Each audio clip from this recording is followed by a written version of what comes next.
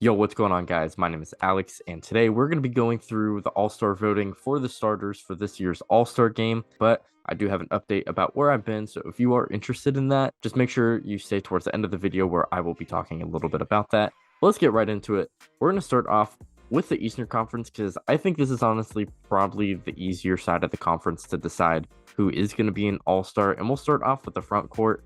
Again, I think, which is very simple. I mean, Joel Embiid.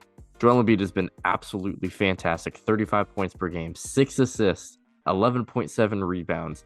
I don't know if the stat is continuing to be this way, but Joel Embiid is currently scoring more points than minutes per game. That's pretty insane. Embiid is probably the leading front runner for the MVP race this year.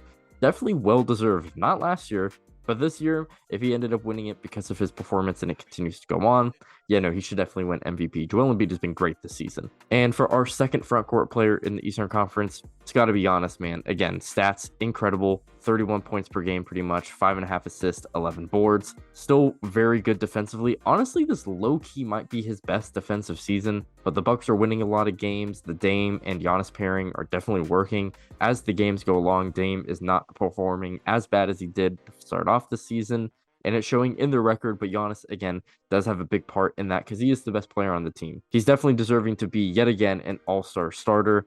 And for our third guy, I'm going to go with Jason Tatum on this one. The Boston Celtics, I believe, are currently leading.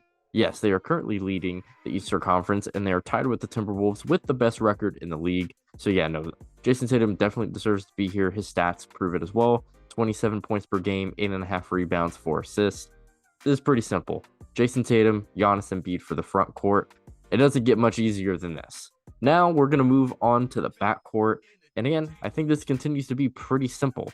You have guys like Trae Young, Donovan Mitchell, Damian Lillard. These are all guys who have been very, very good. However, I do think Tyrese Maxey Dame is getting better throughout the season. So I don't want to completely rule out Dame potentially being a all-star starter. I think Dame will eventually be just a solidified all-star anyway. But I think Tyrese Maxey, just as a whole so far in the season, he's performed better than Damian Lillard. But I definitely do think he deserves a spot in the starting backcourt for the Eastern Conference. Tyrese Maxey is having a career year as the second option for the 76ers team. And the 76ers are looking very, very good, especially with Nick Nurse coaching this team now. Not only does Joel Embiid look like this is his best season, but the same thing with Tyrese Maxey.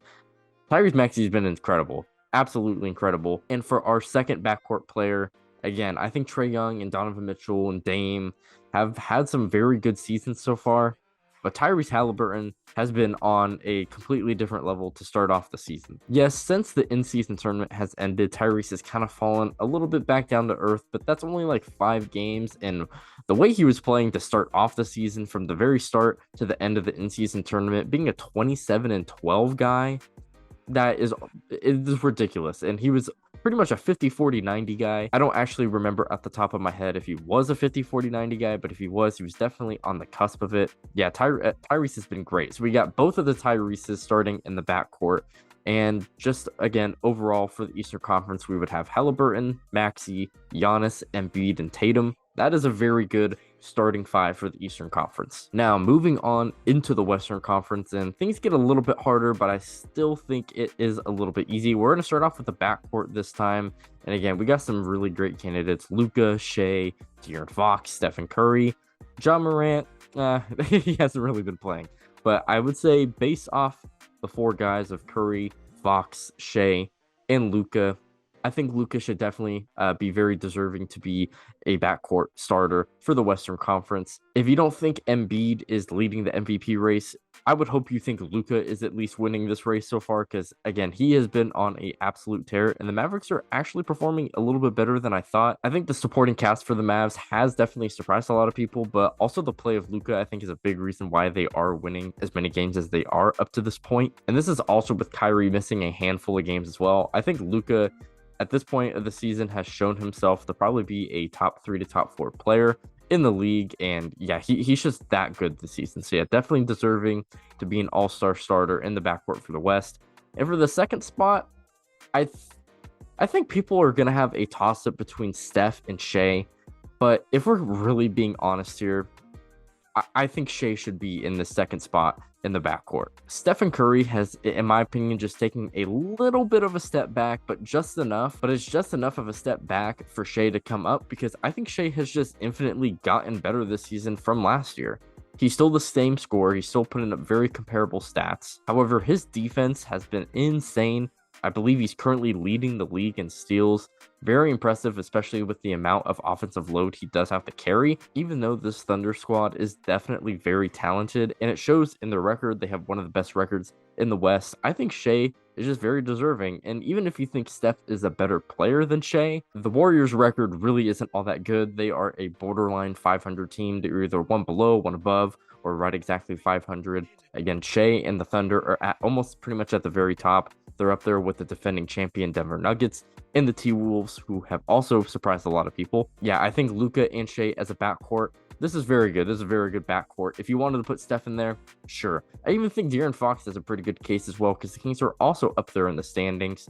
But he did miss a handful of games, and he's been having a little knick-knack injuries. Shea and Luka have been relatively healthy. Now we got 3 spots left for the Western Conference, and these are the front court players. And this is honestly where I have my biggest struggle. I think 2 front players are pretty simple to pick, but then picking that last one is a little bit difficult. Just to get the easy stuff out of the way, Nikola Jokic. Yes, Nikola Jokic, I think, has been a little bit up and down. The motivation and just motor of these games have been kind of odd, honestly, watching, but they're still at the very top of the Western Conference. And to be fair to the Nuggets as well, they've had one of the harder schedules in the NBA, playing over 50% of their games on the road and having a lot of back-to-backs up to this point.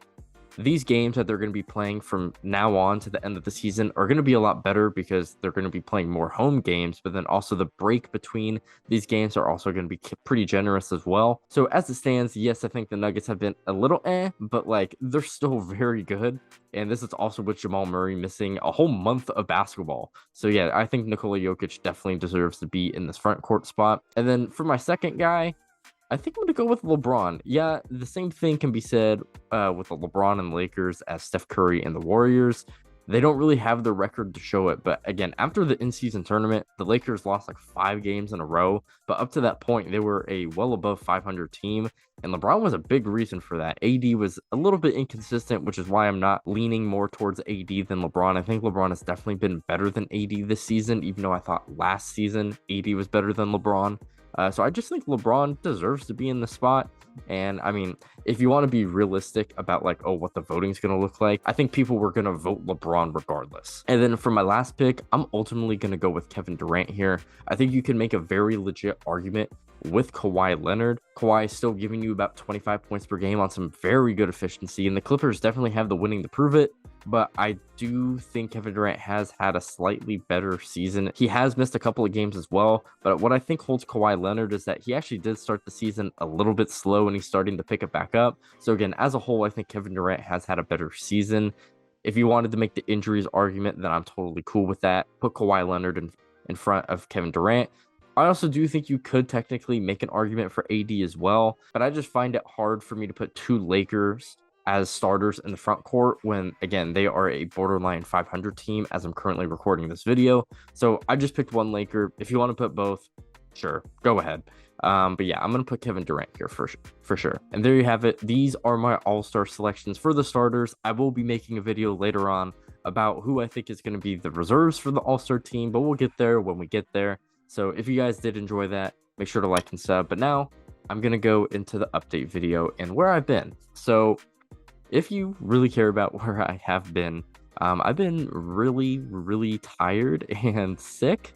I would say in the past 3 months, I've been sick 3 months. So once I get sick like in the first week of the month, and then it takes me like a week and a half to recover. And then because I've been sick, I have to like catch up on all these other things. I have a life. I don't make money off these videos. I have a job. I have a girlfriend. I have other things I need to do, man. So it's really hard for me to not only maintain the stuff in my own personal life, but also do the YouTube stuff. I just felt like I needed a little bit of a break because I was just so exhausted from being sick and then having to catch up on other things. I just needed to take a chill pill, wait till the end of the year, get into Christmas time, and once we get into the New Year's, we get right back on the grind because Man, I've had a lot of things on my mind about basketball, and I just found it so hard to like sit down where I am now and make videos. It's been really hard, but I'm finally back. I'm not sick right now, so thank fucking God for that. And also I just needed a break too because I've been going pretty hard at the YouTube stuff so far for a year. In August, at the end of August, was actually my 1 year anniversary of starting this channel. So if you have been watching this video and you've been watching my videos for the past year, thank you. Like, I really do appreciate it. I'm trying to make this a full-time thing, but at the end of the day, like, I have other stuff going on as well. I have other hopes and dreams. So if it doesn't work out, then oh well. But I'm just kind of here to enjoy the ride and maybe make some friends on the way and just talk about basketball, man. Like, I just want to build a nice community, nice environment to talk about ball with other people, and I just find this to be a really good outlet for me. And again, if you've been with me, shout out to y'all are great. But yeah, that's why I've been gone. I'm gonna be back, so expect some more videos a little bit more consistently once the new year hits, and we're done with this Christmas break.